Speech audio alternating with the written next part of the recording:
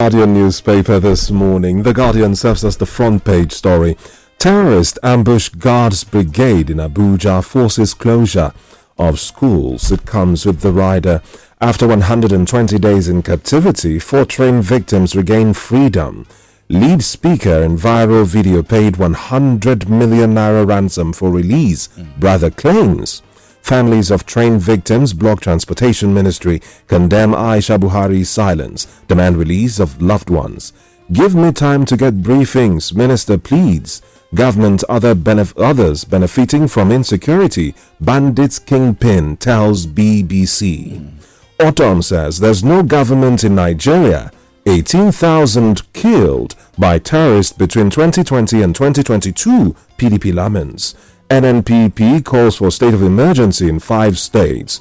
Northern youths threaten to disrupt 2023 general elections if insecurity persists. This is the height of it. The Guardian story today. The Guardian just broke it down. They went straight, for the heart of all the major issues in the country, and they're all security. To start from the beginning, the Brigade of Guards. If you grew up the way I did in the barracks, and you know the Brigade of Guards, you admire the military. The Brigade of Guards is an elite presidential guard unit. I mean, that's all they do. The Brigade of Guards, when I was growing up in the Ikeja cantonment in those days, the 1, 2, 3 guards battalion, all they do in the morning is parade. Every day on the road to school, that's their work. They parade their fit elite soldiers. They formed the Brigade of Guards. Eventually, they moved to Abuja, and because Abuja became the seat of power in 1993, so they moved to Abuja, and the Brigade of Guards have remained like that. Too elite. I mean, a Brigade of Guards soldier is your dream soldier, and you hardly see them. You hardly can confront them because they provide elite presidential security for the president, the vice president, and other. They're around and you rarely can see them, but these days we're hearing attacks on Brigade of Guards, a battalion. This story we're hearing now happened in Buhari, the Nigerian Law School. I heard that the Nigerian Law School authorities had called the officers of the 7 Guards Battalion just outside of that Buhari area and said that terrorists have come to drop a letter that they will attack the school. So the Brigade of Guards dispatched an officer, a captain, and some soldiers to go and interact with the school authorities, and assure them of safety and plan to provide security for the law school. On their way back, they were ambushed. Oh, dear. Yes, they were ambushed. According to the report by the Guardian, someone injured in hospital. But the Daily Trust reports this morning that the captain and 2 soldiers were killed, and that the army has confirmed it. That's when we get to the Daily Trust, you see that, and it is the shocker because it's not the first time we hear that the Brigade of Guards in a confrontation with terrorists, because they're not your popular combat unit is sent to war. No, they're elite presidential guards unit. All they do is provide, security for the president and the other people in the hierarchy of power, and they are actually an elite unit. So this begins again. The big question as to what is happening in Abuja. There are massive closure of schools in the FCT. Yesterday, the FGC 𝐒𝐴𝐍, was closed, because there are threats. The village where the 𝐒𝐴𝐍𝐄 school is in Kwali has been attacked for several days now. And this is not just in the Kwali area alone. An expert I was speaking to yesterday told me that the six councils surrounding the city center, Gwari, Buhari, Abaji, Kuje, Gwagwalada, all of them are infested by terrorists, and this is what's up. The terrorists have moved away from Niger State, from Kogi State, and from most parts of Kaduna and the northwest, where they were hibernating in those forests, and have built up cells in these councils around Abuja. Essentially, Abuja is under threat, and that's why you were seeing that first. The soft started at schools, and that's why schools are closing. And the FCT today, the FCT administration have asked that schools, instead of closing on Friday, close tomorrow, 27, lock down all the schools because the threats are real. That means a clear present danger.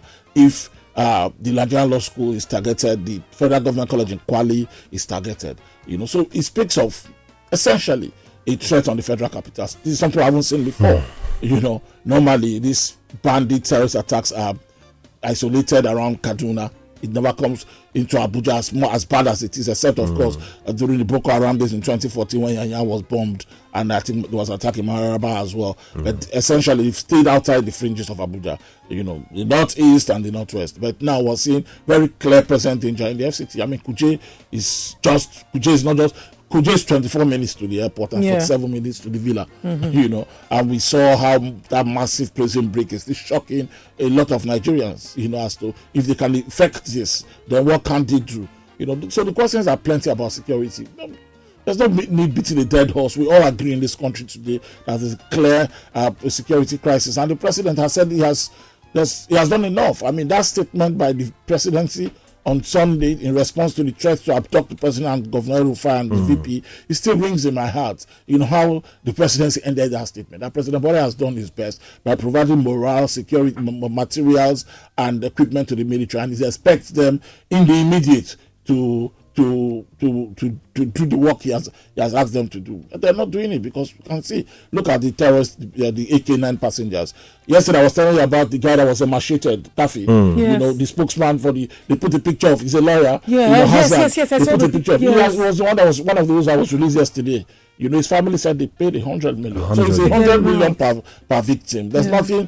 Yes, they say they were angry because there was a blockade. But eventually, that man left because his family paid. Yes, his brother said their elder brother paid 50 million, and his friends and family donated another 50 million. So these bandits are insistent. 100 million per victim. That's why we're flogging the others, because they haven't been able to gather 100 million. It's just a sad case. And yesterday when we discussed it, you could see and feel the anger of Nigerians. So Taffy yesterday struggled, to read the message because Nigerians are so angry. They were pouring out invectives, words you can't read on radio. I will understand this is the situation the country has found itself. People are bitter now about the fact that they feel unsafe. Yes. If you live in Abuja, you'll be unsafe.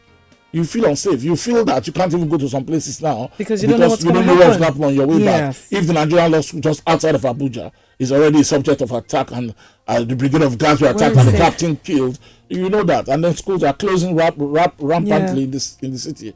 You know that it's no longer business as usual. So this is the time you expect to see leadership. You expect to see the country's armed forces take up the challenge of providing, the security agencies, of providing the security that will keep people safe. Because the very first objective of government is to protect the lives of people. If a government fails in meeting that very first schedule, the question is asked: do we have a government? Do we have a government? That's the question. The government cannot meet it. I mean, just for a moment, let's put this side by side with the claim that the threat by the terrorists to kidnap the president, the vice president, and some of the officials of government as propaganda.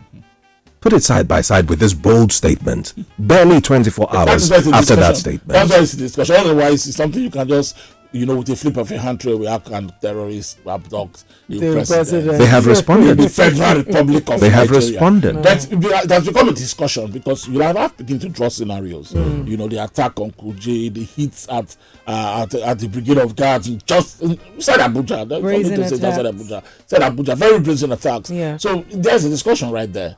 Maybe it's not the president, but imagine they kidnap a top official of government, a member of the government hierarchy, and we'll now have to begin to have another discussion as to how safe. I mean, Abuja is just not home to the Nigerian government alone. It's home to the entire foreign visitors to Nigeria. I'll talk about embassies, the United Nations.